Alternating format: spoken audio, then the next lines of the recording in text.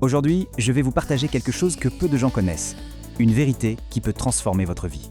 Et voici ce que vous devez savoir. Alors, la détox naturelle, on en entend parler partout, n'est-ce pas? Mais qu'est-ce que ça signifie au fond? Dans ce décryptage, on va faire le tri. On va mettre de côté le marketing, les promesses un peu folles, et on va se concentrer sur la science, sur ce qui se passe vraiment dans notre corps. L'idée, c'est de comprendre cette mécanique incroyable pour l'aider, mais l'aider intelligemment. Allez, c'est parti, on plonge dans le vif du sujet.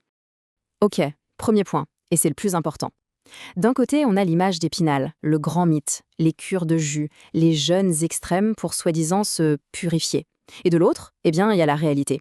Une réalité scientifique fascinante. Notre corps, c'est déjà une machine de détox de pointe. Il a ses propres systèmes, super puissants, super sophistiqués.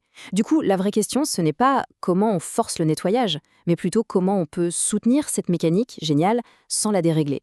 Bon alors, comment ça marche concrètement, ce système?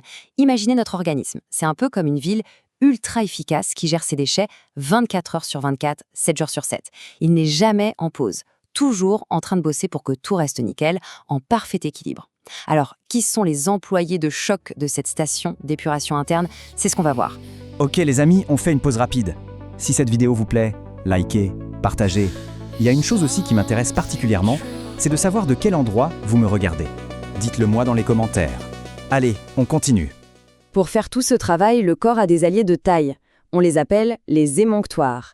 Ok, le mot a l'air un peu barbare, je vous l'accorde, mais l'idée est toute simple. Pensez-y comme les 5 portes de sortie du corps, des sorties de secours si on veut, par lesquelles les toxines et les déchets sont évacués. Et chaque porte a sa spécialité. Et les voici, nos 5 champions de la propreté. D'abord, le grand patron, le foie. C'est l'usine centrale de traitement. Ensuite, les reins, les experts de la filtration. Ils purifient le sang en continu. On a bien sûr les intestins, la sortie principale pour tout ce qui est solide. Puis la peau, qui aide beaucoup avec la transpiration. Et enfin, les poumons, qui se chargent d'expulser les déchets sous forme de gaz. Chacun a son job, et ce qui est génial, c'est qu'on peut filer un coup de main à chacun avec des choses assez simples. Faisons un petit focus sur le foie, parce que c'est vraiment lui le chef d'orchestre. Il y a un nom un peu complexe à connaître, mais c'est important. Le cytochrome P450. En gros, c'est une équipe d'enzymes super-héroïnes. Leur mission ? Elles attrapent les toxines qui sont solubles dans le gras, celles qui sont un peu collantes et difficiles à éliminer, et hop, elles les transforment chimiquement pour qu'elles deviennent solubles dans l'eau. C'est absolument crucial. Sans cette étape, le corps ne pourrait tout simplement pas s'en débarrasser. Voilà pour la théorie. Maintenant, passons à ce qui nous intéresse tous, la pratique. On va s'attaquer aux plus grands mythes qui circulent sur la détox. Préparez-vous, on va faire un peu de myth-busting. Mythe numéro 1, pour nettoyer, il faut y aller fort, forcer la machine. En fait, c'est tout le contraire. Imaginez une autoroute. Si tout le monde essaye de sortir en même temps par une seule petite sortie, qu'est-ce qui se passe? Un embouteillage monstre. C'est pareil pour le corps. L'idée, ce n'est pas de créer un bouchon toxique en forçant tout d'un coup, mais de fluidifier le trafic, de soutenir les voies de sortie pour qu'elles fassent leur travail sans être surchargées. La clé, c'est le soutien, pas la force. Mythe numéro 2, le jeûne total, c'est la solution ultime. Alors non, il y a beaucoup plus intelligent et plus sûr. Le jeûne intermittent, par exemple sur une fenêtre de 16 heures, c'est une approche vraiment intéressante. Pourquoi? Parce qu'il déclenche un mécanisme incroyable qui s'appelle l'autophagie. C'est en quelque sorte le mode auto-nettoyage de nos cellules. Elles se mettent à manger leurs propres déchets. Et le grand avantage, c'est qu'on bénéficie de ce nettoyage en profondeur sans risquer les carences qu'un jeûne long pourrait provoquer. Et attention, l'autophagie, ce n'est pas une invention de naturopathe, c'est de la science pure et dure. Le chercheur japonais Yoshinori Ohsumi a carrément eu le prix Nobel de médecine en 2016 pour ça. Il a démontré, de façon irréfutable, que lorsque nos cellules ont une pause digestive, elles en profitent pour faire le grand ménage interne. C'est un processus de régénération fondamentale. Mythe numéro 3, et celui-là on le voit partout, le produit miracle. La petite pilule ou la poudre qui va tout nettoyer sans rien changer d'autre. Ça n'existe pas. En revanche, il existe des aides ciblées qui sont très, très efficaces. Mais, comme leur nom l'indique, elles sont là pour aider, pour soutenir un protocole global. Prenons l'argile verte. C'est un aimant à toxines absolument génial.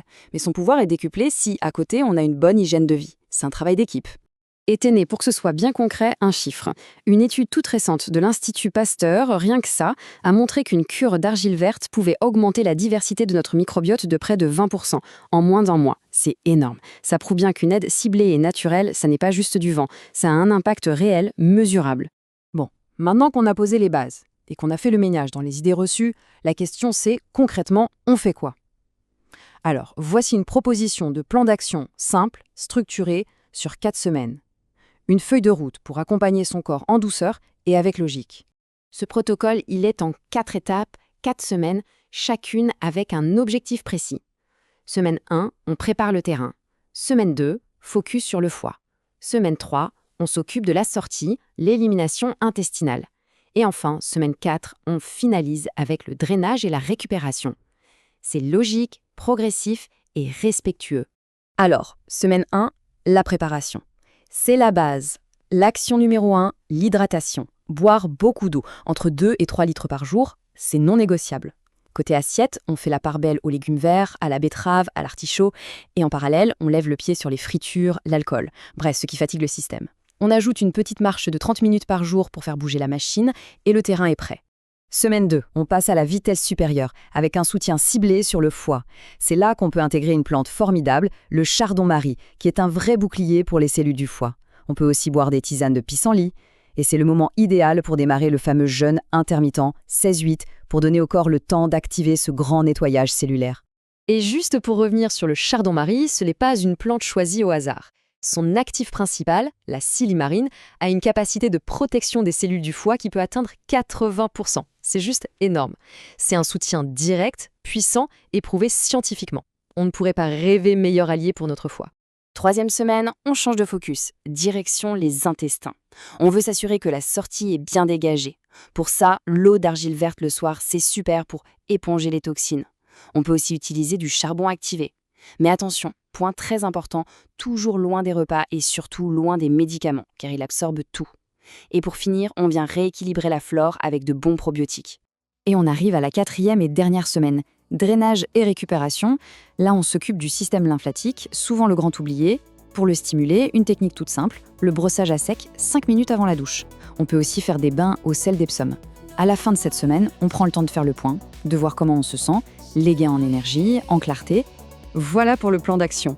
Alors, pour finir, si on devait résumer tout ça en quelques points clés, que faudrait-il retenir? Premièrement, le vrai expert de la détox, c'est notre corps. Notre job, c'est de l'aider, de le soutenir, pas de le forcer. Deuxièmement, on privilégie les approches douces qui ont fait leurs preuves scientifiquement. Et enfin, le plus important de tout, la régularité bat l'intensité. Une bonne habitude tenue tous les jours sera toujours plus puissante qu'une cure extrême faite une fois par an.